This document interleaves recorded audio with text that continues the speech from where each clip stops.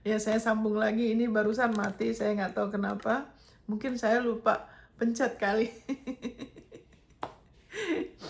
Ya, saudara yang di YouTube, maaf terputus ya, kita sedang bicara mengenai Allah sebagai Aba ya. Jadi puji Tuhan, ini perjanjian didasarkan atas janji-janji yang lebih baik karena Yesuslah pengantaranya. Dulu hanya manusia, imam besar dan imam biasa. Tapi sekarang Yesus pengantaranya. Amin, saudara. Haleluya. Dan waktu saya baca, saudara, walaupun sudah tahu ayatnya, sudah dengar, sudah hafal, tapi waktu Roh Kudus pimpin lagi, baca lagi ya, Ibrani 10 ya. Waduh saudara, ayat di sini dikatakan ayat 12. Tetapi ia, Yesus, setelah mempersembahkan hanya satu korban saja karena dosa, hanya satu korban saja. Amin saudara. Ia duduk untuk selama-lamanya. Selama-lamanya. Hanya satu korban saja untuk selama-lamanya. Wow. Hanya satu korban saja, saudara. Dengar baik-baik. Untuk selama-lamanya. Ia duduk di sebelah kanan Allah Bapa. Nah itu nanti lagi saudara, dan saya kita udah duduk sama dia. Tapi bayangkan, hanya satu korban saja saudara. Dulu mereka terus menerus dan tidak akan ada damai kalau cuma darah binatang. Selalu ada rasa takut. Gak boleh salah. Kalau sampai salah, waduh, repot. Tapi sekarang iya, satu kali selama-lamanya dia sudah duduk. Apa artinya saudara? Biarlah saudara berakar di dalam kebenaran ini. Biarlah ini hidup dalam diri saudara. Supaya saudara dilindungi dari ajaran sesat, dari anak-anak Tuhan yang belum mengerti. Dan itu saya tahu ya, di beberapa mengajarkan keselamatan begitu gampang hilang ya, karena tidak mengerti. Ingat, kasih karunia yang kita tahu betul, kasih karunia itu kita tidak akan dikuasai lagi oleh dosa. Jadi kalau ada orang yang bilang sudah tahu kasih karunia tapi masih dikuasain, berarti orang itu belum mengerti. Ada yang salah mengerti. Jadi karena dia sudah satu kali selamanya, kita sudah ditebus. Efeknya ialah biarlah saudara dan saya lebih sadar, hidup dengan kesadaran. Dan ayat-ayatnya sudah sering saya ulang ya. Saya tidak akan kasih ayatnya karena ada sesuatu yang saya mau bagikan hari ini yang bisa nolong saudara.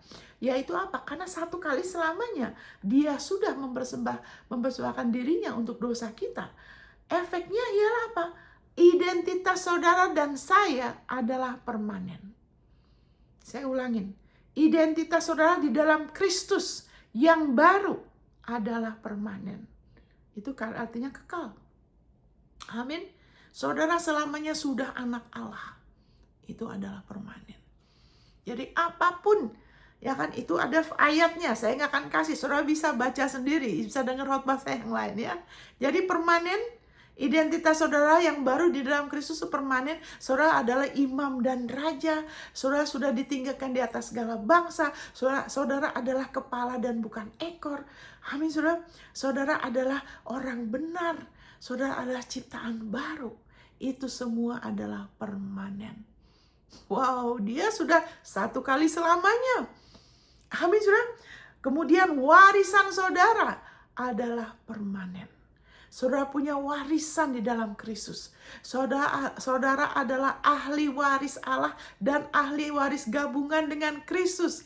Warisan saudara adalah permanen, kekal, legal dan kekal. Amin saudara. Terus pengampunan saudara. Ingat, satu kali selamanya. Pengampunan saudara. Ya, pelanggaran saudara sudah diampunin, sudah dibakukan kayu salib. Yesus sudah dibangkitkan bagi pembenaran saudara. Pengampunan saudara adalah permanen. Amin saudara. Itu kekal. Jangan izinkan pengajaran apapun, ya kan, keliru menafsirkan firman. Kalau ayat-ayat sudah jelas bilang seluruh pelanggaran sudah diampunin, satu kali selamanya sudah dikuduskan, tidak perlu ditafsir-tafsirkan sampai artinya berubah. Itu adalah pekerjaan si ular tua iblis. saudara permanen, pengampunanmu permanen. Ya kan, kemudian apa? Berkat saudara di dalam Kristus. Saudara sudah diberkati dengan segala berkat rohani. Ya kan, semua berkat ini yang untuk roh, jiwa, tubuh kita semua dalam bentuk rohani. Semua berkat Allah sudah memberkati saudara dengan segala berkat, supaya saudara terus-menerus terpelihara, ditingkatkan, dimerdekakan lebih lagi roh, jiwa, tubuh saudara. Roh saudara sudah oke, ya kan, jiwa dan tubuh saudara, dan itu adalah permanen. Itu milik saudara secara legal dan itu adalah permanen. Kenapa saya bicara begini? Supaya saudara tahu berdiri di hadapan musuh atau situasi hidupmu. Karena kalau saudara tidak tahu legalitasnya, saudara tidak tahu itu permanen, musuh bisa menggoyahkan saudara. Karena dia penipu. Dia sudah kalah, senjatanya dia adalah menipu. Ya kan? Apakah firman Tuhan berubah-ubah? Kalau saudara buka 10 tahun lalu, ya kan, Efesus 1 ayat 3. Diberkatilah Allah Bapa Tuhan kita Yesus Kristus yang telah memberkati kita dengan segala berkat rohani di tempat-tempat tinggi di alam roh, bukan di surga tempat nanti kita. Ini tidak, di alam roh, karena kita perlu berkatnya sekarang. Amin, saudara. Apakah firman Tuhan itu kekal? 10 tahun yang lalu baca, hari ini baca, sama, saudara. 100 tahun lagi nanti dibaca, sama. Berkatmu adalah kekal. Amin, saudara. Jangan izinkan perasaan kita yang naik turun menentukan keberadaan kita. Amin, saudara. Haleluya. Posisi saudara, posisi benar saudara di hadapan Allah. Posisi benar saudara, di mana saudara sudah diterima selamanya. Saudara sudah dibenarkan karena darahnya. Saudara sudah dilayakkan oleh Bapa. Itu adalah kekal. Itu adalah permanen. Amin, saudara. Haleluya. Puji Tuhan, saudara. Biar ini masuk ke dalam diri saudara. Yesus juga waktu dia di bumi, dia ulang-ulang ngomong terus. Ya kan? Dan murid-murid tidak mengerti. Waktu itu mereka tidak bisa nangkep karena mereka masih ada selubung. Ya kan? Hukum Taurat. Ya kan? Membutakan. Mereka ada selubung. Kenapa Yesus ngomong? Biarpun Alkitab bilang mereka nggak ngerti. Kok Yesus aneh ya? Kok dia ngomong lagi? Dia ulang lagi. Saya akan disesah. Saya akan diserahkan pada tua-tua. Nanti 3 hari aku bangkit. Dia ngomong lagi. Dia ngomong lagi. Kenapa? Dia sedang mencipta. Dia sedang mengarahkan hidupnya dia di bumi. Menurut apa yang Bapak sudah tetapkan. Orang tidak mengerti apa tidak, dia tetap bicara. Kalau dia gitu, apalagi kita, saudara. Mulut kita harus aktif. Iman tuh selalu terhubung sama mulut kita. Mulut kita tuh setir. Makanya saya waktu itu pernah berapa tahun lalu saya bingung. Kenapa ya Yesus ngomong lagi ngomong, padahal orang gak ngerti. Yesus kan tahu. Mereka gak ngerti loh. Tapi dia ulang-ulang. Oh, karena dianya juga perlu. Dia hidup sebagai manusia waktu itu. Dia ada di tubuh jasmani loh.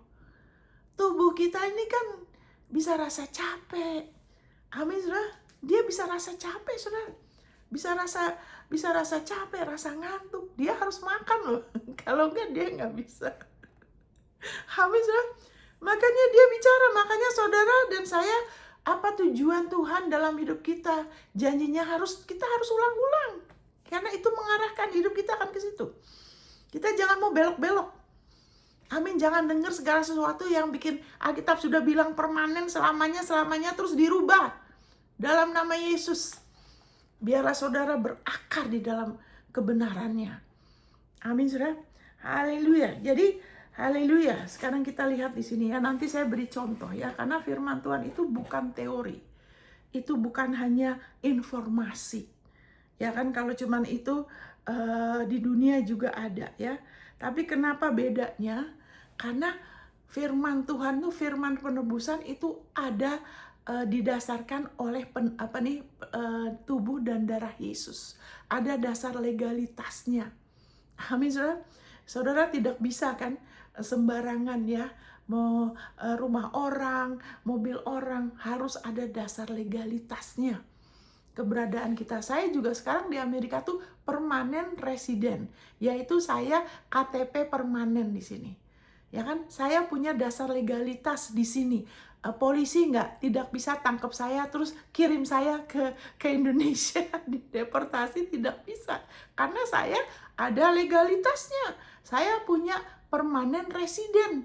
Itu sebabnya kalau saudara lebih mengerti Yesus bikin apa, kita lebih terus ya, itu kita akan lebih lagi teguh, kita akan lebih mudah menerima dari Bapa. Kita akan lebih mudah menerima, mengambil warisan kita di dalam Dia. Karena ada sesuatu kuasa waktu kita lebih tahu legalitas kita. Sama aja kalau saudara punya motor, ya kan, saudara kan ada surat. Kalau ada orang mau rebut motor saudara, saudara tidak perlu berantem kan? Wah, nggak perlu kan pakai kekuatan tua, pukul-pukulan. Saudara hanya perlu apa? Ini saya ada suratnya. Ini legal loh. Amin, saudara. Sama polisi, Pak. Ya kan, ini saya punya suratnya. Begitu juga firman ya. Thank you Lord Jesus. Terima kasih Bapak. Haleluya. Nah, begini saudara ya. Thank you Jesus. Firman Tuhan mengatakan di sini, haleluya. Karena kuasa ilah, saya langsung aja dari 2 Petrus 1. Ya, saya akan memberikan saudara beberapa hal yang untuk nolong. Karena begini, oke, sebelum ke situ saya akan kasih ini satu peringatan ya, supaya saudara tidak kaget. Karena walau waktu kita lagi mau percaya Tuhan, mau percaya janji Tuhan, mau ikut kehendak Dia, saudara tidak usah kaget kalau akan ada aniaya. Saya lihat kadang-kadang anak Tuhan shock, kaget, kenapa? Ini ada ayatnya ya, saya bacakan. Memang setiap orang yang mau hidup beribadah di dalam Kristus Yesus akan menderita aniaya. Amin. Sedangkan orang jahat dan penipu akan bertambah jahat. Mereka menyesatkan dan disesatkan. 2 Timotius 3 ayat 12-13.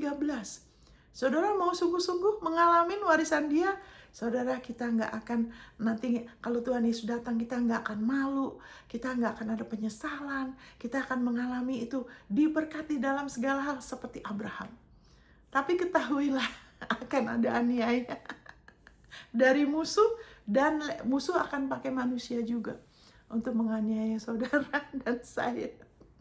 Saya tenang aja saudara.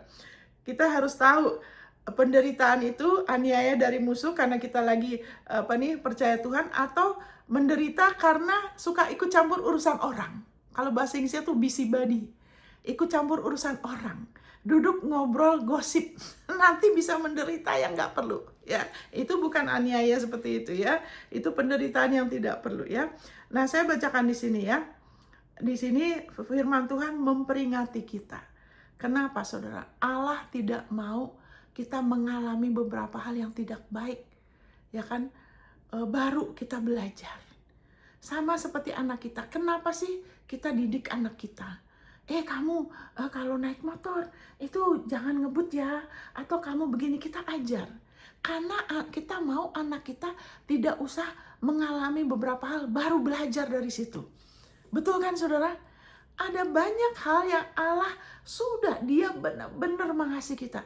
Dia sudah kasih contoh demi contoh, supaya ada hal-hal yang kita tidak perlu mengalami untuk belajar. Kita belajar dari mereka aja. Ya kan, kita lihat di sini saudara ya. 1 Korintus 10 ya kan.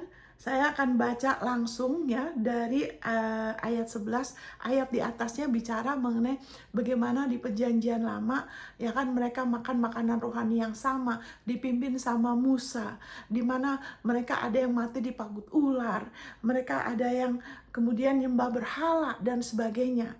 Ya kan, mereka tidak sampai kepada tujuannya Allah. Tapi puji Tuhan, kita sekarang perjanjian baru. Ingat, tidak ada lagi kutukan. Itu sebabnya baik kita belajar dari yang lain, supaya ada hal-hal kita tidak perlu mengalamin.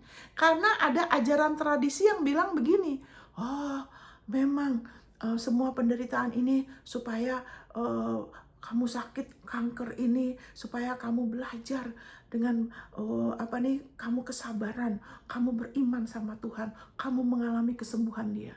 Itu bukan begitu, saudara.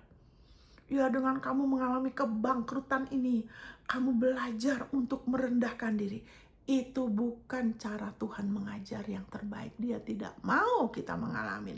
Saya tanya sama saudara, kalau saudara punya anak, saudara mau anakmu bangkrut dulu, baru belajar? Makanya harus belajar pakai uang benar baik-baik. Tidak kan? Kalau bisa tidak perlu bangkrut. Amin, saudara. Saya bacakan dulu ya, supaya saudara kita dimerdekakan dari penipuan agamawi yang kelihatannya luhur dan mulia, tapi tidak berpusatkan pada penebusan Yesus. Itu bikin kita menderita yang sia-sia. Amin, saudara. Haleluya. Ingat, ada ini ayat, tapi kita akan saya bacakan di sini. Semuanya itu setelah tadi dari ayat yang satu ini, orang-orang yang dipimpin Musa, mereka mati di padang gurun ya. Semuanya itu telah menimpa mereka sebagai contoh. Sebagai contoh. Dan dituliskan untuk menjadi peringatan bagi kita yang hidup pada waktu di mana zaman akhir telah tiba. Sekarang kita sudah hidup di zaman akhir. Amin, saudara. Puji Tuhan. Kabar baik buat kita, hidup di zaman akhir. Haleluya. Karena ini adalah zaman di mana kemuliaan Tuhan semakin dinyatakan. Kita akan bersinar semakin terang. Amin, saudara. Zaman yang luar biasa ya. Tapi ada peringatan. Sebab itu, siapa yang menyangka bahwa ia teguh berdiri, hati-hatilah supaya ia jangan jatuh. Pencobaan-pencobaan yang kamu alami ialah pencobaan-pencobaan biasa yang tidak melebihi kekuatan manusia. Sebab Allah setia. Bukan karena kita. Kita akan kita akan terpelihara. Dia nopang kita, dia bantu kita. Bukan karena kitanya yang layak, tapi karena dia yang setia. Amin, saudara. Karena ia setia, haleluya. Karena itu ia tidak akan membiarkan kamu dicobai melampaui kekuatanmu. Pada waktu kamu dicobai, ia akan memberikan kepadamu jalan keluar, sehingga kamu dapat menanggungnya. Karena itu, saudara-saudaraku yang kekasih, jauhilah penyembahan berhala. Wah, ini ada hubungannya. Kadang-kadang kita seringkali ngomong ayat 13-nya ya. Tapi ayat 14-nya kenapa jarang disebut? Ini ada hubungannya, saudara. Kenapa? Maksudnya tuh apa? Padahal sudah dibilang ada peringatan. Kenapa disebut lagi? Sebelumnya di ayat ini sebelumnya juga mereka menyembah berhala. Ya kan, mati di padang gurun. Disebut lagi, jauhlah penyembahan berhala. Kita mungkin sekarang tidak ada patung di rumah kita ya. Ya kan? Tapi ada sesuatu lain yang kita sangat pentingkan, sangat kita inginkan, sangat kita kejar, dan itu menjadi pusat hidup kita. Nah, itu berhala. Sehingga energi kita semua ke situ, saudara. Minat kita, energi kita semua ke situ. Itu menjadi pusat. Itu berhala, saudara. Seharusnya yang sesuatu itu yang jadi pusat, kita kejar, kita mau lebih lagi tahu, kita utamakan, kita inginkan, kita prioritaskan, kita dambakan, itu harusnya Yesus. Amin. Itu harusnya Yesus Kristus. Karena dari situ keutuhan dia, shalomnya dia, hidupnya dia, terang dia, menjadikan kita semakin utuh loh. Semakin bisa menikmatin hidup ini. Kita mengalami surga di bumi. Makanya dia bilang, kalau kamu kehilangan hidup, ya kan karena aku, justru kamu akan dapat hidupmu. Hidup yang jauh lebih baik. Bukan hidup yang terombang-ambing. Dunia mengalami ini, kita kena. Dunia mengalami hantaman ini, kita kena. Kita nggak pasti, kesana kemari, kesana kembali. Bukan begitu. Itu hidup yang natural. Tapi hidupnya dia, itu hidup di atas matahari. Amin, saudara. Makanya pengkhotbah bilang, wah, kalau di bawah matahari segala sesuatu ada waktunya. Ya, ini belum waktunya. Wah, tunggu lagi. Sudah tunggu berapa lama? Nggak habis-habis. Udah nasib. Itu hidup di bawah matahari. Tapi kalau kita menjadikan dia sebagai yang utama, wow saudara, kita tidak akan dipermalukan. Kita akan lebih lagi menikmati hidup seperti seharusnya, lebih baik dari Taman Eden. Ya waktu kita dipenuhi, waduh saudara, benar-benar itu yang namanya senang sekali. Itu kata-kata nggak bisa melukiskan saudara. Ya Tuhan kasih segala sesuatu ini untuk kita nikmatin loh. Dia baik loh. Dia kasih hujan sama yang jahat dan baik. Hanya untuk kita nikmatin ya. Bukan untuk kita kejar. Bukan kita jadikan itu jadi seperti sesuatu yang sangat ngontrol hidup kita. Sampai kita nggak pernah bisa tenang karena selalu kalau itu belum gini saya nggak bisa gitu loh. Hari ini biarlah pesan ini ada yang lainnya, nanti ini akan menguatkan saudara. Karena kita tidak perlu pakai kekuatan kita sendiri dalam apapun. Dan berhala itu bisa saja mungkin anak kita. Kerinduan apa juga. Kalau itu yang jadi pusat, saudara, itu malah bikin hidup ini jadi berat, saudara. Biarlah kita, nah ini caranya ya. Karena gini, di perjanjian baru ini, saudara, Yesus Kristus sudah jadi pusat. Dialah kepala kita. Dia sumber hidup kita. Maka dikatakan, He is the light. Dia tuh terang. Aku adalah terang dunia. I'm the light. Dia bukan salah satu terang. He is the light. Dia terangnya dunia. Makanya waktu kita menjadikan dia sebagai yang utama, kayak lampu ini saya taruh di paling atas, di tengah-tengah. Semuanya kelihatan. Karena itu ada di tengah-tengah. Tapi kalau dia di bawah, nanti ada bagian yang saya tidak bisa lihat. Begitu juga saat dia, penebusan dia, kebenaran dia, kasih dia, pengorbanan dia menjadi yang utama, kita tidak akan gampang ditipu iblis. Amin, saudara. Nah, tradisi agamawi bilang, wah semua ini nggak penting. Kamu mau apa itu nggak penting. Ya kan, keinginan kamu tuh nggak penting. Yang penting makanan dan pakaian. Firman Tuhan kan sudah bilang gitu. Itu kan ada di Timotius. Jangan mau jadi kaya. Makanya kalau kita belajar, kita harus belajar firman supaya iblis tidak pakai itu untuk mencuri. Itu di dalam konteks yang tadi saya sudah terangkan. Jangan ada apapun yang kita jadikan pusat terus kita kejar. Amin, saudara. Karena di dunia ini kita masih punya musuh. Ya kan? Kita tidak perlu mau jadi kaya karena dari sononya kita sudah lahir dari Allah. Kita perlu lebih sadar, kita nih dari sononya, begitu lahir baru, kita sudah ada di kerajaan ningrat, kita sudah dijadikan kaya, suka atau tidak suka, kita nih sudah dijadikan kaya. Amin, saudara. Makin kita mengerti, ya kan, kita prioritaskan yang penting dalam kita bekerja. Ya, tidak perlu pakai kekuatan sendiri untuk supaya kita bisa nyucul rumah, nyucul mobil. Waduh, nanti nggak pernah ada waktu untuk kenal dia. Kita nggak bisa menikmati hidup, nggak bisa berbuah seperti seharusnya, nanti menyesal. Karena semuanya Yesus sudah siapkan. Ya amin. Makanan, pakaian yang lainnya, kerajaan Allah dulu. Tuhan tunjukkan. Baru-baru ini saya mengalami lagi. Tuhan ini gimana ya? Ada kebutuhan ini. Oh ya, kamu begini-gini. Beres, saudara. Nggak rumit. Amin, saudara. Haleluya, makin bertumbuh. Itu seperti Tuhan Yesus bilang, kuknya mudah, bebannya ringan. Amin, saudara. Oke, jadi kita lihat gimana caranya. Karena harusnya kuknya Tuhan Yesus mudah, bebannya ringan. Tidak perlu ada berhala. Kalau ada sesuatu yang benar-benar kita pentingkan, biarlah saudara serahkan itu sama dia. Amin. Biar saudara serahkan dan biar dia jadi utama. Nanti dia sebagai pemimpin hidup kita, dia akan arahkan. Nah ini saya lagi bantu saudara ya. Kita lihat lagi. Tadi ada peringatan. Lantas gimana? Karena kan dia bilang kuknya dia mudah, bebannya ringan, Ibu Monica. Ya kan? Apakah kita nggak boleh berhasil? Kita nggak boleh makmur? Tidak, itu sudah ada. Itu warisan saudara dan itu kekal. Warisan saudara kekal. Saudara, takarannya Allah itu bukan takaran manusia ya.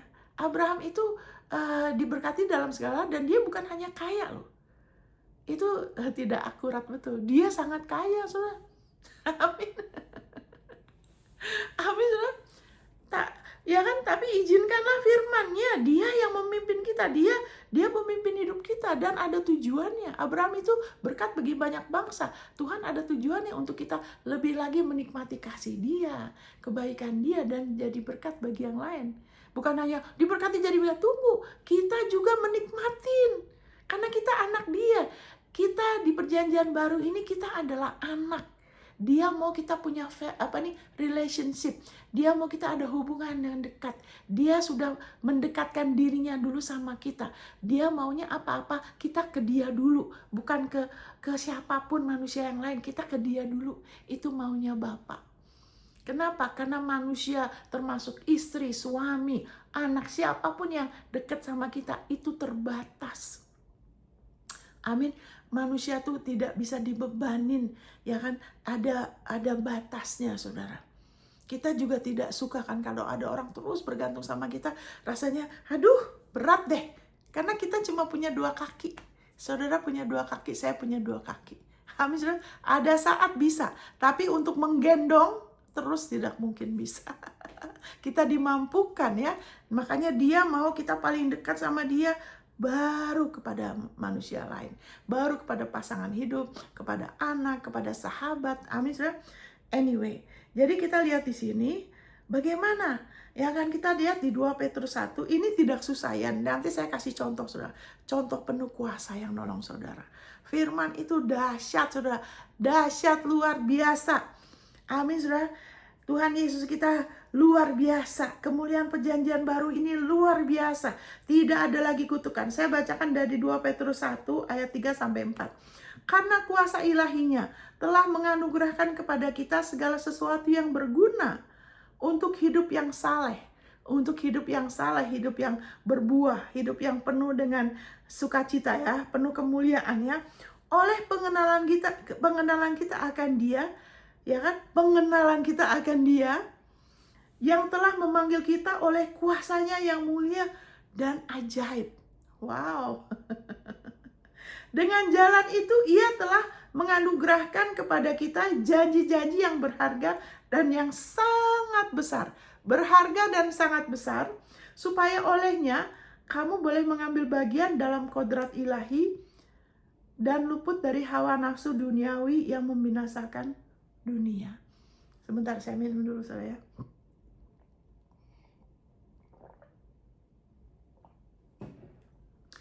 Jadi begini, bahasa Inggrisnya itu terjemahannya bukan hanya berdasarkan janjinya kita diluputkan, tapi juga kita sudah diluputkan. Awalnya kita tuh sudah diluputkan. Karena waktu kita lahir baru, kita percaya Yesus sebagai Kristus, Dia sebagai Tuhan kita. Kita sudah dipindahkan dari gelap pada terangnya. Kita sudah diluputkan. Dan untuk terus-menerus kita diluputkan, itu hanya bisa dengan kita beriman kepada penebusan Yesus, kepada janji-janjinya. Yesus mengatakan, kuduskanlah mereka di dalam firman-Mu. Yohanes 17 ayat 17. Firman-Mu adalah kebenaran. Itu akan melindungi kita dari hawa nafsu duniawi yang membinasakan. Karena di situ iblis bermain. Kita ditipu dengan segala sesuatu yang kelihatan. Saya pernah perhatikan berapa kali. Waktu itu saya beri contoh. Ini kadang-kadang contoh yang tidak bahaya, supaya saudara tidak usah mengalami. Tapi tidak apa ya, karena ini tidak bahaya. Jadi di Amerika ini ada melon yang manis sekali, di Indonesia tidak ada ya. Ini honeydew, namanya, warnanya oranye, saudara ya. Terus ada kayak di luarnya tuh kayak apa gitu ya, kulitnya tidak mulus, pokoknya warnanya oranye. Saya waktu itu pernah beli yang manis sekali, saudara. Waduh, saya bilang harus beli lagi ini, manisnya luar biasa ini. Norak nih orang Indonesia, nggak ada di Indonesia. Ya kan, bukan nih melon yang hijau, ini oranye. Nah waktu itu saya ada kesempatan lagi di satu toko ini jualnya di situ. Terus waktu saya pergi lagi, wah saya harus beli. Waduh, ada yang besar, ada yang lebih besar, besar sekali. Ini dia. Waduh, saya senang sekali. Ini lebih besar dari yang waktu itu loh. Jadi, wah saya langsung beli 2. Tapi waktu saya beli sebetulnya hati saya ada sedikit tidak seret, karena saya lihat ujungnya tuh ada kayak hijau, berarti mungkin dipetiknya waktu masih muda ya. Jadi Tapi karena, wah besar, ini lebih besar, ini pasti manis. Orang Indonesia beli melon di Amerika, cantaloupe namanya ya. Ternyata waktu saya beli, saudara, aduh saya kecewa. Itu ternyata tidak terlalu manis. Dia besar, banyak airnya. Tapi disinilah, nah ini Tuhan mengajar kita, itu benar, yang tidak kita bisa, saya udah klaim restorasi ya, yang tidak menyakiti kita. Di sini Tuhan mau ini, kamu nggak nanya saya sih. Itu bukan Tuhan lah ya, itu roh saya kali. Kamu nggak nanya Tuhan sih, coba dengerin hati kamu. Kenapa? Karena mata saya dipimpin oleh mata.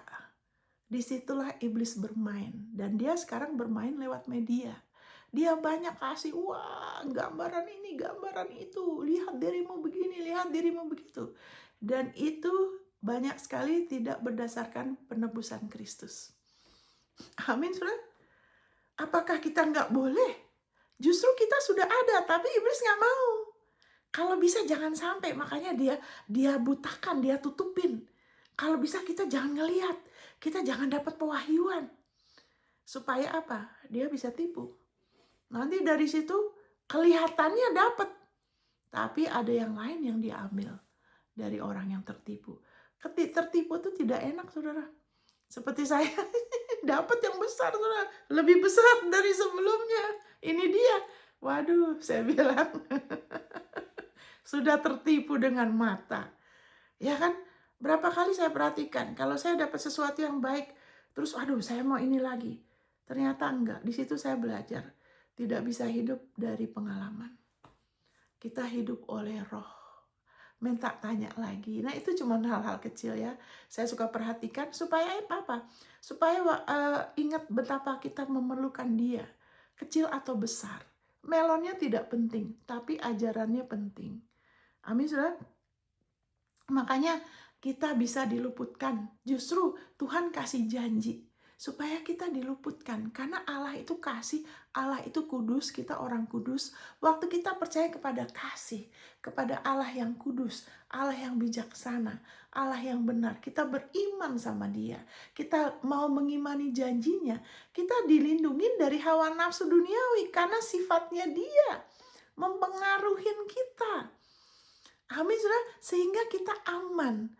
Walaupun kita sudah lebih lagi seperti Abraham, sudah sangat kaya.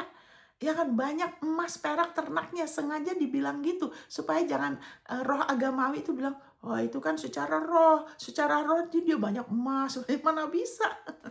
Sengaja dibilang gitu. Tuhan gak keberatan. Dia Yesus aja dia kasih, apalagi yang lainnya. Dia tidak keberatan. Selama kita menjadikan Yesus sebagai pusat yang kita sembah, saudara. Sehingga kemakmuran orang bebal menghancurkan orang itu. Kita bebal itu kita tidak mengakui dia. Ya kan, kita nggak mau tanya dia, kita nggak mau cari dia. Buat kita dia nggak penting. Kita mau ikut maunya kita. Tapi puji Tuhan itu sudah lewat. Amin, saudara. Kita ciptaan baru, kita bisa, saudara. Kita sudah lahir dari Allah. Kita bisa punya jiwa yang lebih makmur melalui janji-janjinya. Ya, ini saya kasih contoh ya. Saya kasih contohnya. Begini, saudara, ada orang yang salah mengerti mengenai Yesus ya. Jadi ada yang ngajar Yesus tuh semuanya sebagai teladan. Itu tidak begitu, saudara. Kalau begitu nanti itu agamawi, kita jadi orang itu akan jadi pura-pura. Ya kan, kita nggak mampu, kita ini cuma carang. Kita hanya bisa berbuah kalau kita terima hidupnya dia. Ada hal-hal yang dia lakukan sebagai teladan. Misalnya cuci kaki murid-murid, ini aku aja yang gurumu, aku mau merendahkan diri. Aku kasih contoh ya. Kamu juga saling merendahkan diri satu sama lain. Kita kan satu tubuh. Jangan ada superior attitude. Kita merasa kita lebih dari yang lain. Alkitab mengatakan, ya kan, saya ada di sini katakan di 1 Korintus 12 ayat 21, jadi mata tidak dapat berkata kepada tangan, aku tidak membutuhkan engkau. Ya kan, mata, ya kan, yang lebih tinggi nggak bisa berkata kepada tangan, aku nggak perlu kamu. Terus kepala tidak dapat berkata kepada kaki, aku tidak membutuhkan engkau. Kadang dalam tubuh Kristus kita nih satu tubuh. Ada sikap-sikap seperti itu. Saya lebih gimana dari kamu? Mungkin kita tidak ngomong. Ya kan?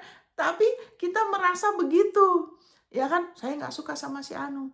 Saya seneng sama si Anu. Tapi baiklah kita bertumbuh. Kita satu tubuh. Kita butuh satu sama lain. Tuhan Yesus mau kita saling merendahkan diri. Allah mau memberi kasih karunia kepada yang rendah hati. Kalau kita lebih mau bergaul secara pribadi sama dia, kita akan lebih lagi diubahkan. Nah ini nanti saya kasih caranya ya. Dimana kita lebih lagi diubahkan. Saudara, dan itu tidak sakit. Tapi kalau kita tidak mau, kita ngotot, jadi sakit saudara. Kita mengalami dulu yang tidak enak, baru itu jadi berat. Itu bukan cooknya Tuhan Yesus. Lebih baik kita pakai cooknya dia aja, supaya jiwa kita damai, jiwa kita tenang, dan dia yang akan menghadapin ya kan tantangannya. Karena ada saat-saat Tuhan akan pimpin kita kepada situasi yang tidak mudah ya. Tidak mudah. Contohnya waktu Tuhan pimpin saya, waktu saya begitu lahir baru, saya ke gereja yang tradisi, terus saya pindah ke gereja penuhan Roh Kudus, terus Tuhan pimpin saya ke satu gereja yang masih baru mulai. Jadi jemaatnya sedikit sekali, terus mereka lebih muda dari saya, 10 tahun, 6 tahun. Tapi karena saya tahu itu Tuhan, saya bisa tahu itu Tuhan 100%. Saya dengar Tuhan bilang, kamu di situ, kamu jangan kemana-mana, kamu jadi pendoa. Waduh saudara, itu yang namanya tantangan, ya kan, rasa canggung. Mereka lebih muda, sudah gitu. Terus menerus di situ yang tadinya nggak bisa berdoa jadi berdoa, ada tantangan lebih lagi. Waktu jemaatnya lebih banyak setelah doanya bekerja jadi ratusan. Saya bukan gembala, cuma sebagai pemimpin doa. Tantangannya ada lagi saudara. Iblis akan pakai orang buat menganiaya saudara dan saya loh. Kalau kita mau hidup buat dia, kita mau mengalami yang terbaik, jangan kaget akan ada aniaya. Dan iblis akan coba cari-cari.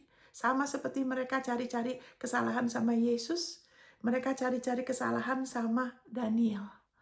Ya kan, cari-cari kesalahan sama Mordekai. Ini orang-orang yang menghormati Tuhan dalam hidup mereka. Iblis akan aniaya. Misalnya banyak hal. Nah, karena waktu itu saya pendiam, jadi tidak terlalu banyak bicara. Mereka bingung mau cari apa. Sekali waktu lagi makan rame-rame, saya pengen coba inilah. Di Tokyo kan ada McDonald, saya pengen Big Mac. Saya nggak pernah coba Big Mac yang wah roti yang tebal itu kan, yang dagingnya double. Ya kan, sekali-sekali deh saya pengen coba. Ya kan, terus saya pesan itu kan, terus mereka semua melihatin saya, waduh, itu tuh Cik Monica sukanya makan Big Mac. Padahal saya baru coba hari itu. Mereka bingung mau cari-cari kesalahan apa, karena saya banyak diam, banyak pendiam saya. Tuhan udah bilang, kalau doa jaga mulut dan jaga telinga. Jadi iblis suka menganiaya, selalu cari-cari. Ntar difitnah inilah, ya kan. Walaupun kita melakukan yang benar, jangan kaget kalau dianiaya. Waktu itu juga misalnya ada orang, ya kan, yang pernah, misalnya ini contoh, ya kan, wah itu, kalau saya nih punya masalah, semua orang tahu masalah saya. Itu katanya, si Monica itu katanya, nggak pernah mau cerita masalah dia. Begini. Saya pikir kenapa ya? Buat apa kita tahu, semua orang tahu masalah kita?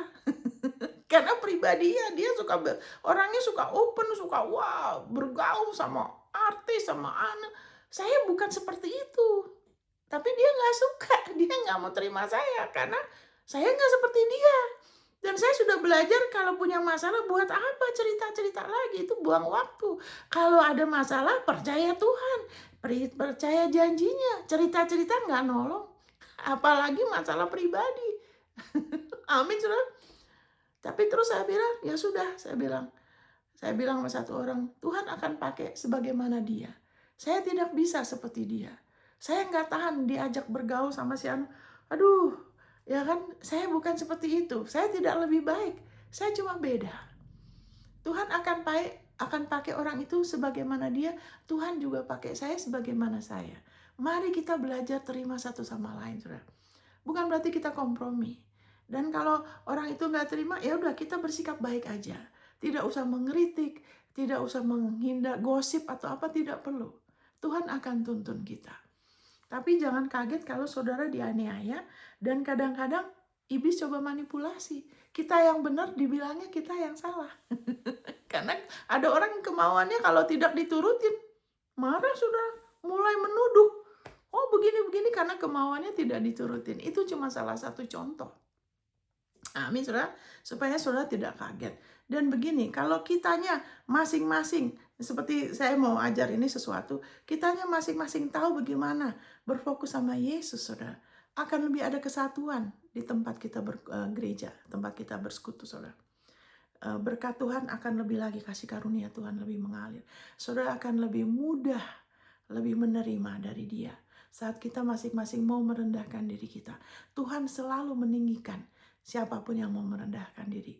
Ya kan, itu perlu kerendahan hati untuk kita terima satu sama lain. Mungkin pendidikan kita beda, ya kan, ekonomi kita beda, cara pikir kita, latar belakang hidup kita beda. Disitulah kita perlu Yesus. Ya kan, perlu kerendahan hati Dia. Ya kan, saya bacakan di sini ya bagaimana Yesus, ya kan, yang rendah hati. Nah, kita juga hati-hati jangan menjadikan apa yang Yesus lakukan untuk kita jadi teladan kita. Itu tidak boleh, saudara. Makanya kita tidak usah, ya itu Yesus kan menderita, kita juga menderita seperti dia. Tunggu dulu, dia menderita jadi kutuk buat saya loh. Bukan untuk saya menanggung kutukan lagi.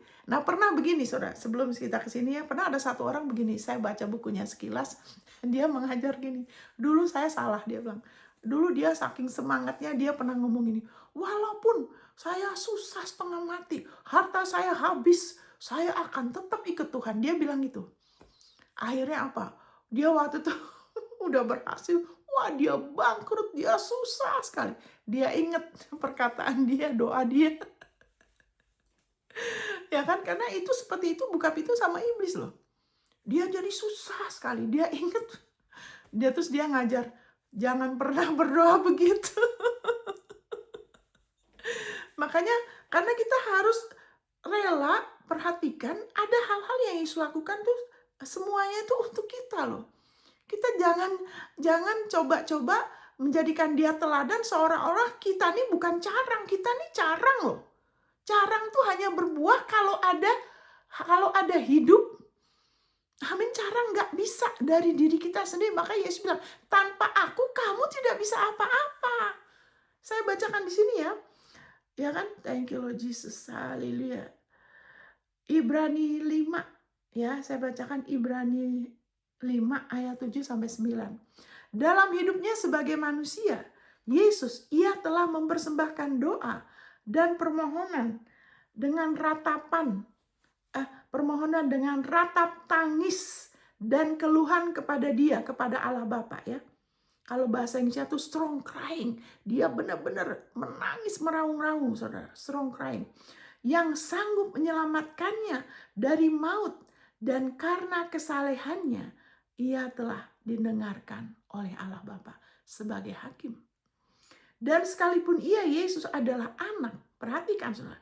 Ia telah belajar menjadi taat dari apa yang telah dideritanya. Perhatikan. Dan sesudah ia mencapai kesempurnaannya, ia menjadi pokok keselamatan yang abadi bagi semua orang yang taat kepadanya. Perhatikan saudara, Yesus kenapa meraung-raung saudara? Kenapa dia menangis meraung-raung kepada Allah? Karena waktu itu dia mewakili kita. Dia menjadi dosa. Dia harus masuk neraka saudara. Amin. Dia harus mengalami murka Allah. Dia harus benar-benar percaya kepada Bapa, kepada Allah. Amin, saudara. Untuk dia dihidupkan kembali. Amin, saudara. Dia segala sesuatu dengan iman loh, saudara. Dia sebagai manusia, dia harus beriman. Dia hidup sebagai manusia. Makanya manusia hanya bisa ditebus oleh manusia. Ingat, waktu itu dia juga harus berfungsi, dia anak manusia, anak Allah, dia harus berfungsi sebagai manusia. Makanya dia berdoa kepada Allah. Terus karena kesalehannya, ia telah didengarkan. Ya, dengar baik-baik. Saudara tidak bisa comot ini ayat terus bilang, ini kalau kita saleh nih, kita hidup benar, Tuhan dengarkan. Itu penafsiran yang keliru. Makanya baca konteksnya loh. Ada ayat berikutnya yang ada hubungannya, ini belum selesai, saudara. Kita tidak bisa ambil di luar konteks, nanti iblis pakai menghantam saudara dan saya. Dia penipu. Dikatakan di sini, dan sekalipun ia adalah dan karena kesalehannya ia telah didengarkan karena dia menggenapi hukum Taurat. Roma 10 ayat 4. Dia menggenapi hukum Taurat. Buat siapa? Bukan untuk dirinya dia. Dia nggak perlu kok. Untuk kita, supaya kita, Roma 10 ayat 4, supaya kita dapat anugerah kebenaran. Dia melakukannya untuk kita. Bukan kita melakukan lagi supaya dibenarkan. Bukan begitu. Makanya dia didengarkan karena kesalehannya dia. Amin, saudara. Sekarang kesalehan saudara dan saya itu adalah buah. Dengar ayat yang berikutnya ya, sebentar ya saudara. Saya mau terangkan dulu. Sekalipun ia adalah anak, ia telah belajar menjadi taat dari apa yang telah dia derita. Supaya saudara tidak usah belajar dari penderitaan saudara dan saya. Kita tidak bisa, kita nggak mampu. Ada orang yang suka bilang, ya penderitaan ini menjadikan kita kuat. Tidak bisa. Kalau penderitaan itu kuat saudara, Yesus nggak usah disalib, kita aja menderita terus. Tidak, penderitaan itu tidak bisa menjadikan kita kuat dengan sendirinya. Yang bisa bikin kuat kalau kita beriman. Iman kita kepada Dia, kita lawan mengatasi penderitaan di dunia ini, baru kita jadi lebih kuat. Iman kita sama Dia loh. Kalau penderitaan itu saja jadi kita kuat, kita nggak usah doa dong. Nggak usah berdoa tuh. Nggak usah percaya janjinya, menderita aja terus supaya jadi lebih kuat. Tidak. Penderitaan itu, apalagi kutukan, menghancurkan loh saudara. Kutukan, kemiskinan, bencana itu bersifat menghancurkan. Itu adalah kutukan. Dan Yesus menderita semua itu. Dia sudah menderita kutukan itu, bencana, kemiskinan, kekurangan, kebangkrutan, hutang, rasa tertekan, kesepian, semua produk-produk maut. Dia sudah tanggung itu semua supaya saudara dan saya, sekarang kita yang hidup, kita tidak hidup lagi untuk diri kita. Kita hidup beriman sama kasih karunia-Nya. Kita beriman sama ketaatan Dia. Amin, saudara. Dan kita terpelihara sempurna roh jiwa tubuh kita sampai kedatangannya.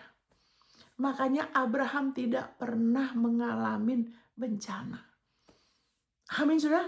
Dia pernah mengalami masalah karena kelemahan dia takut kan, dia sering khawatir mengenai Sarah. Khawatir itu buka pintu, makanya dia bohong, makanya Sarah sempat, tapi kemurahan Tuhan tetap ada. Kenapa? Karena dia terus beriman sama kasih karunia. Dia, ya kan, kalau Ayub beda kan? Ya kan, kenapa Tuhan pulihkan Ayub? Kalau nggak dia mati. Dia mau belajar apa kalau cuma menderita begitu? Tuhan baru bisa pulihkan dia saat dia dapat kebenaran bahwa Tuhanlah penebusku. Setelah dia mengakuin, dia nggak bisa nebus diri dia. Baru Tuhan bisa pulihkan. Ya, saudara, dikatakan kalau dia yang belajar dari penderitaan dia. Dan sesudah, dengarkan baik-baik, ini dahsyat saudara. Saya berdoa supaya saudara jangan cuma dengar sekali ya. Dengar lagi saudara, perbarui pikiran. Karena sudah sering saya dengar tradisi agamawi. Penderitaan bikin kita kuat. Penderitaan, siapa bilang saudara? Di Afrika orang setengah mati loh. Anak-anak, ya kan, mau minum aja susah. Apa yang bikin kuat? Tidak ada penderitaan manusia tanpa Kristus. Amin, saudara. Dan sesudah ia mencapai kesempurnaannya. Yesus ini, dia lakukan buat kita. Kita jangan coba-coba. Dia lakukan sesudah ia mencapai kesempurnaannya. Ia bukan kita. Ia menjadi pokok keselamatan yang abadi. Yang abadi. Yesus sudah menderita buat kita. Dia rendah hati. Dia mau taat kepada Bapa. Ketaatan yang sempurna buat kita. Amin. Sehingga dia bisa menjadi pencipta iman kita. Pokok keselamatan yang abadi. Wow. bagi semua orang yang taat kepadanya. Bagi semua orang yang taat, bagi kita yang percaya sama dia, kita taat, kita terus terima. Iya, amin. Terima kasih firman-Mu ngomong ini, saya percaya. Saya mungkin belum ngelihat, tapi firman-Mu ngomong gini, itu maksudnya saya. Maaf saya bersemangat.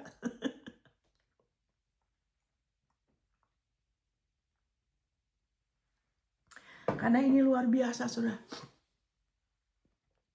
Luar biasa, saudara.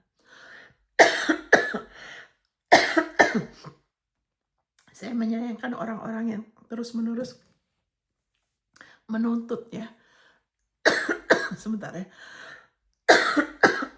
Seolah-olah Yesus begitu, kamu juga. Padahal sekarang hidup kita nih, hidup beriman sama Yesus. Terus beriman sama dia aja.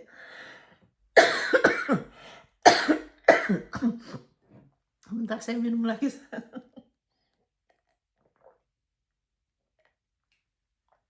Karena saya kasihan ya, kalau anak-anak Tuhan diarahkan, itu Yesus jadi teladan. Kamu juga harus, saya kasihan saudara. Ya itu anak-anak Tuhan jadi korban ya, kurang ada sukacita ya. Ya kan, terus kadang-kadang cuma di depan aja, di dalam dirinya tidak tahu mengatasin masalah di dalam dirinya ya. Nah, saya katakan ini, mudah-mudahan ini bisa sangat menolong saudara ya. Contohnya ya, ini saya bacakan dari 2 Korintus 3. Ini caranya. Tetapi apabila hati seseorang berbalik kepada Tuhan, maka selubung itu diambil daripadanya. Sebab Tuhan adalah roh, dan di mana ada roh Allah, di situ ada kemerdekaan. Dan kita semua mencerminkan kemuliaan Tuhan dengan muka yang tidak berselubung. Dan karena kemuliaan itu datangnya dari Tuhan yang adalah roh, maka kita diubah menjadi serupa dengan gambarnya dalam kemuliaan yang semakin besar. 2 Korintus 3 ayat 16-18. Jadi, gimana caranya supaya apa yang Yesus sudah derita itu, dia sudah atasin, dia sudah ciptakan pokok keselamatan bagi kita. Gimana supaya kita diluputkan dari hawa nafsu duniawi, terus kita mengalami kemuliaan dia. Kuknya dia mudah, bebannya ringan. Jiwa kita lebih ada lebih ada damai, ada kelegaan yang lebih besar. Kita lebih merdeka dari kebiasaan sakit hati, iri, takut, tertekan, marah. Ya kan, kita lebih sukacita, terus berkat lebih gampang mengalir.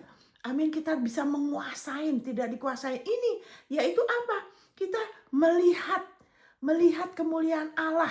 Kita renungkan, ya kan, waktu kita melihat apa Yesus perbuat, kayak tadi ayat-ayat itu, kalau kita lihat lagi, kita renungkan, kita berkatakan, terima kasih Tuhan, Engkau sudah peroleh ini untuk saya, Engkau sudah berdoa sungguh-sungguh, Engkau sudah menangis untuk saya, Engkau sudah menderita untuk saya. Terima kasih. Waktu kita melihat itu, atau kita melihat janjinya, ini saya kasih contoh ya, itu contohnya ya, kita diubahkan saudara. Ada sesuatu di jiwa kita yang berubah, gambaran kita mulai berubah. Saya berikan contoh, ini penerapannya ya. Misalnya gini, 1 Yohanes 4 ayat 17. Dalam hal inilah kasih Allah sempurna di dalam kita, yaitu kalau kita mempunyai keberanian percaya pada hari penghakiman. Karena sama seperti Dia, kita juga ada di dalam dunia ini.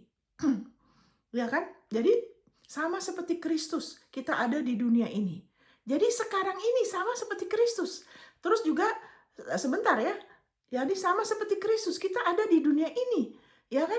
Terus Roma 6, sebentar saya kasih tahu gimana cara penerapannya. Roma 6 ayat 9. Karena kita tahu bahwa Kristus sesudah ia bangkit dari antara orang mati, tidak mati lagi, mau tidak berkuasa lagi atas dia.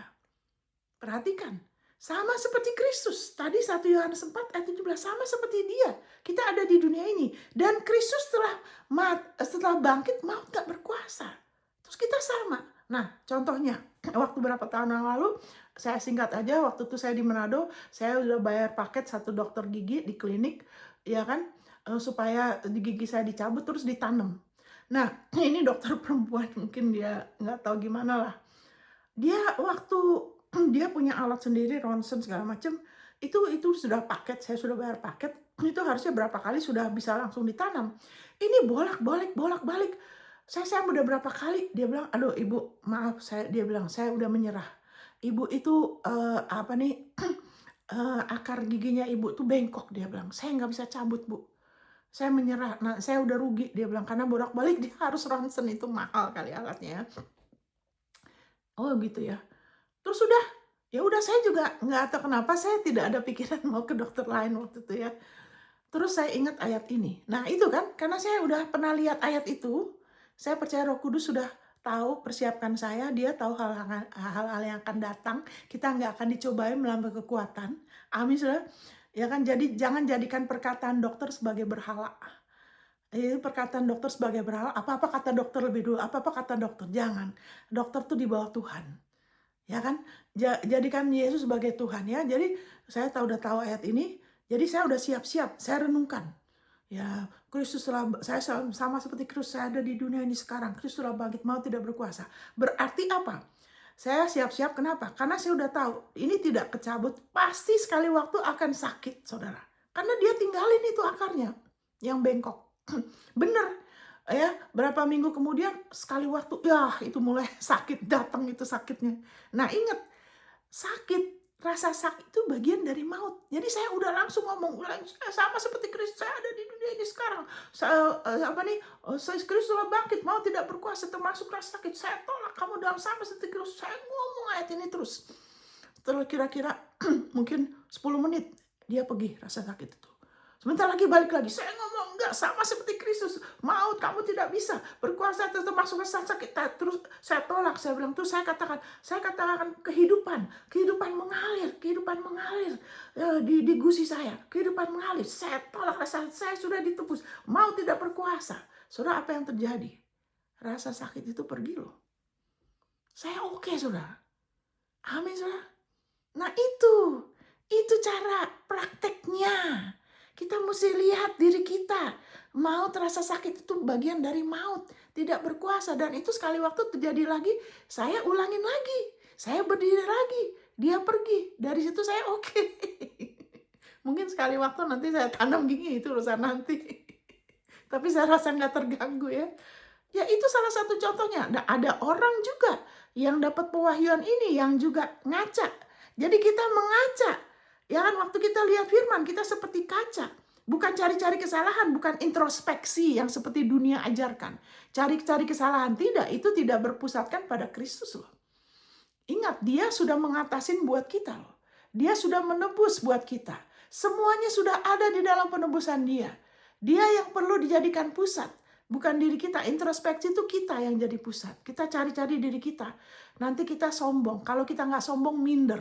Itu bukan berpusatkan pada Kristus. Jadi ada satu orang, dia juga dapat ini. Dia renungkan, sama seperti Kristus. Saya ada di dunia ini sekarang. Sama. Terus dia waktu itu ada cancer. Dia lagi hari itu, dia lagi periksa mamogram. Di dadanya dia, perempuan, ada benjolan. Tapi waktu dia udah siap-siap ayat ya. Waktu dia periksa, kemudian dia tulis di situ, Tuhan Yesus, sama seperti Kristus, sama seperti engkau, saya ada di dunia ini, engkau tidak ada benjolan, demikian juga saya. Dia benar-benar percaya. Saudara tahu nggak, dia mungkin pagi saya nggak ingat, tapi saya tahu dalam satu hari, ya kan, dia pagi waktu dia dapat hasilnya, ya kan, ternyata setelah itu benjolannya hilang, saudara. Dia tulis, dia percaya. Enggak, sama seperti Kristus, apakah engkau ada benjolan? Demikian juga saya, harusnya tidak ada benjolan. Mau tidak berkuasa. Termasuk hutang, kemiskinan, kebiasaan buruk. Ya kan, kita lihat Yesus itu rendah hati, tidak mementingkan diri sendiri. Yesus tidak datang untuk menghakimin. Yesus datang untuk memulihkan. Kita lihat dia. Kita lihat bukan apa yang salah dalam diri kita seperti orang dunia ajarkan, introspeksi, terus korek-korek nggak ada habisnya. Tidak, kita lihat janji dia, firman dia. Amin, saudara. Jadi orang itu sembuh, ya kan, benjolannya hilang. Terus ada orang lain dengar kesaksian dia percaya, dia juga ngalamin kesembuhan. Wow, kerajaan Allah bukan hanya perkataan, ada kuasa. Amin, saudara. Haleluya. Apapun yang Tuhan kita yang dahsyat lakukan, Dia melakukannya untuk kita. Kita hidup bagi Dia, Dia layak ditinggikan. Makanya dikatakan, haleluya. Thank you Jesus. Dia himself took our infirmities. Dia sendiri memikul kelemahan kita, kelemahan tubuh kita, kelemahan diri kita di dalam tubuhnya di kayu salib. Haleluya. He himself took our infirmities and bore our sickness. Dia memikul dosa kita, kelemahan kita. Haleluya. Oleh bilu-bilunya kita disembuhkan. Kita yang hidup tidak lagi hidup buat diri kita. Kita hidup buat Dia yang sudah mati untuk kita, yang sudah menyerahkan nyawanya untuk kita. Sehingga kita tidak hidup dengan iman kita berpusatkan pada diri kita, tapi kita hidup dari ketaatan Dia. Amin, saudara. Haleluya, puji Tuhan. Ya, izinkan saya berdoa buat saudara ya. Amin, untuk saudara melihat Dia sudah tanggung semuanya buat saudara. Beriman sama Yesus, berhenti melihat diri kita, menuntut diri kita. Haleluya, kita adalah carang, terima terus. Tuhan Yesus, Engkau damai sejahteraku, Engkau adalah hikmatku. Haleluya, Engkau adalah anugerah kebenaranku, Engkau adalah kekudusanku, Engkau penebusanku. Amin, saudara. Haleluya, Engkau makmur, Engkau bijaksana, Engkau rendah hati, Engkau setia. Demikian juga aku di dunia ini. Amin, saudara. Haleluya. Thank you Jesus. Bapak, kami berdoa untuk siapapun hari ini yang mendengar kabar baik ini, Bapak. Untuk kami diingatkan kembali. Haleluya, bagaimana Engkau sudah mengirimkan putra-Mu bukan untuk menghukum, bukan untuk menghakimi, bukan untuk menuntut, tapi untuk menyelamatkan, untuk menghidupkan kami, dan hidup-Mu tersedia berlimpah. Terima kasih Bapa. Terima kasih Tuhan Yesus. Kami bersyukur, saya berdoa untuk setiap kami yang mendengarkan hari ini, supaya ini menjadi pewahyuan untuk kami mau mengambil cermin ini, melihat diri kami yang sebenarnya, memperhatikan sungguh-sungguh. Haleluya. Kemuliaan-Mu, sehingga kami juga diubahkan menjadi serupa lebih lagi dengan Engkau. Engkau mulia, Engkau agung, Engkau heran, Engkau ajaib. Engkau indah, Engkau mengagumkan. Haleluya. Thank you Lord. Terima kasih. Kami bersyukur, kami juga sehat. Kemudian kami diperbarui, kami kuat. Haleluya, kami makmur. Dan haleluya, hidup kami menjadi berkat bagi banyak bangsa. Terima kasih Tuhan Yesus. Terima kasih Bapa. Dalam nama Tuhan Yesus. Amin. Amin, saudara. Haleluya, puji Tuhan. Saudara tetap doakan saya supaya saya bisa lebih lagi membagikan kabar baik. Ya kan, saya belum sempat membagikan supaya saudara terus berakar dalam janji-janjinya ya. Tuhan memberkatin ya. Sampai ketemu di episode berikut. God bless.